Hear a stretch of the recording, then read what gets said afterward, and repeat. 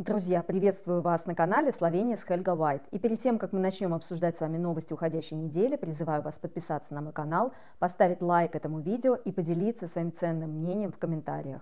Словенская полиция открыла 50 новых вакансий для охраны государственных объектов. Все желающие могут отправить свои заявки до 27 октября 2024 года. И давайте посмотрим, какие же требования выдвигаются кандидатам.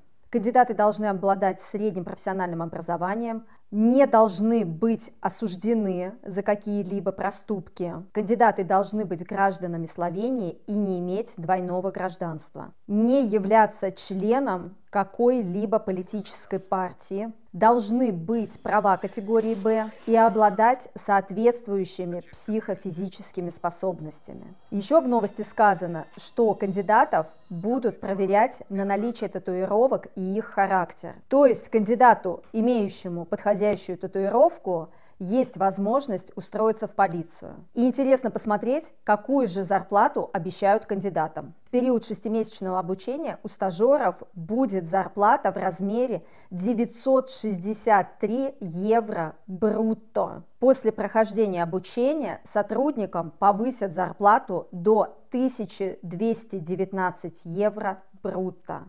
На самом деле такое ощущение, что люди будут работать просто охранниками и получать мизерную зарплату. Но словенское государство считает, что это достойная зарплата с возможностью карьерного роста и статуса. Это как в том анекдоте. А я думал, мне дали пистолет и крутись как хочешь.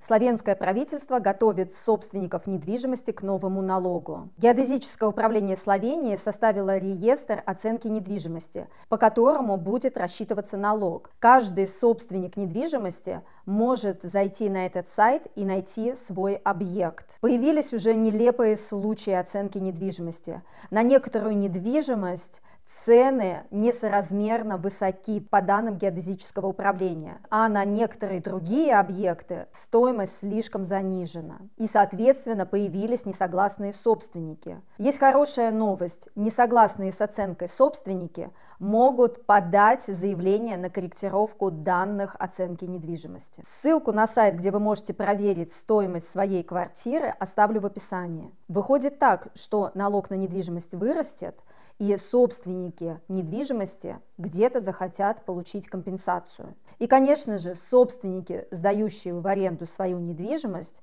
переложат свои расходы на арендаторов, с чем я нас всех и поздравляю. Словения вошла в список самых счастливых стран. На первом месте по-прежнему остается Финляндия, за ней следуют Австрия, Румыния, Бельгия и Словения. По данным Евростата, граждане ЕС в целом удовлетворены своей жизнью.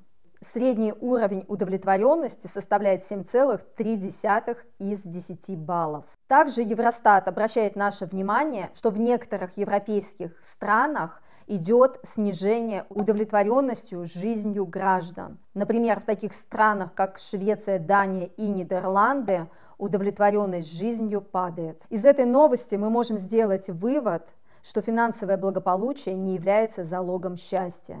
Ведь такие страны, как Румыния и Словения, не являются богатыми странами. Как говорится, не в деньгах счастье, а в их количестве.